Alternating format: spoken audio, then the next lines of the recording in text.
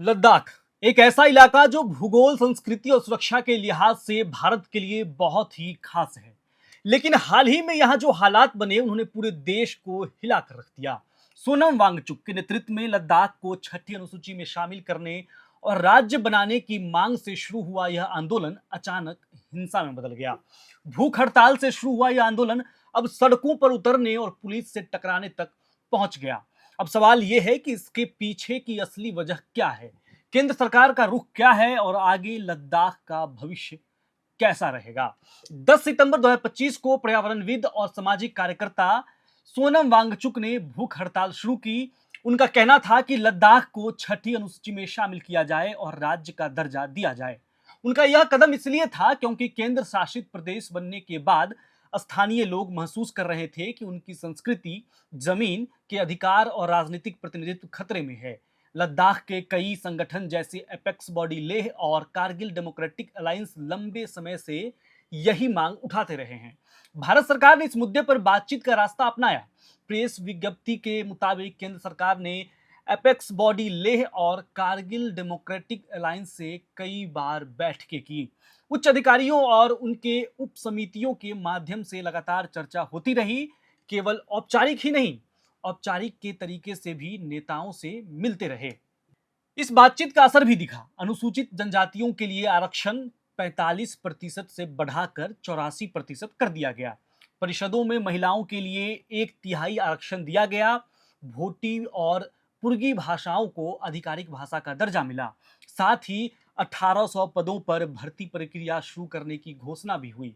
ये कदम यह दिखाते हैं कि केंद्र सरकार लद्दाख की मांगों को गंभीरता से ले रही है और संवैधानिक समाधान चाहती है। लेकिन इसके बावजूद असंतोष खत्म नहीं हुआ। कई राजनीतिक और सामाजिक समूह इस प्रयास से खुश नहीं थे। यही असंतोष 23 और 24 सितंबर को सड़कों पर दिखाई दिया। प्रेस विज्ञप्ति के मुताबिक आंदोलनकारी भीड़ ने पुलिस पर हमला किया, वाहनों में आग लगाई और सार्वजनिक संपत्ति को नुकसान पहुंचाया। इस दौरान 30 से ज्यादा पुलिस और सीआरपीएफ के जवान घायल हुए। स्थिति इतनी बिगड़ी कि पुलिस को आत्मरक्षा में फायरिंग करनी पड़ी।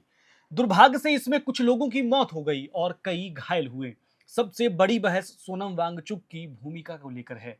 सरकार का कहना है कि उनके भड़काऊ बयानों ने भीड़ को उकसाया। प्रेस विज्ञप्ति में लिखा है कि उन्होंने भूख हड़ताल तोड़ दी, लेकिन हिंसा रोकने के लिए कोई ठोस कदम नहीं उठाए और अपने गांव लौट गए। ऐसे में सवाल उठता है कि क्या नेतृत्व ने जिम्मेदारी निभाई या आंदोलन को हिंसा की तरफ मोड़ने में उनकी भी भूमिका थी। केंद्र सरकार का कहना है कि वह लद्दाख की जनता की मांगों को गंभीरता से ले रही है। सरकार ने साफ किया है कि केवल संवैधानिक और शांतिपूर्ण तरीकों से ही हल निकलेगा।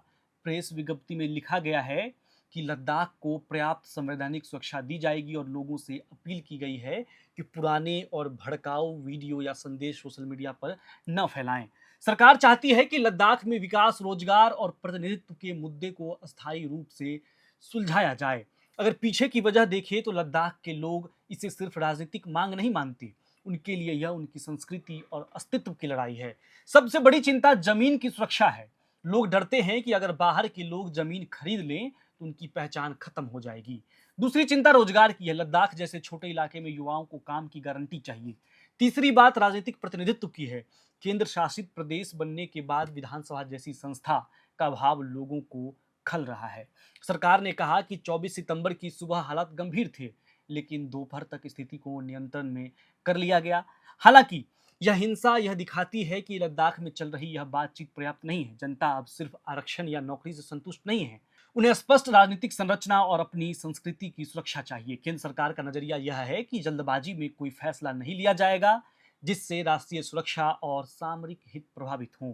याद रहे कि लद्दाख चीन और पाकिस्तान दोनों की सीमा से जुड़ा संवेदनशील इलाका है। यहाँ हर फैसला न केवल स्थानीय बल्कि राष्ट्रीय सुरक्षा से भी जुड़ा होता है। अंततः यह साफ है कि संवाद और संविधान के बाहर जाकर समस्या का हल नहीं निकलेगा।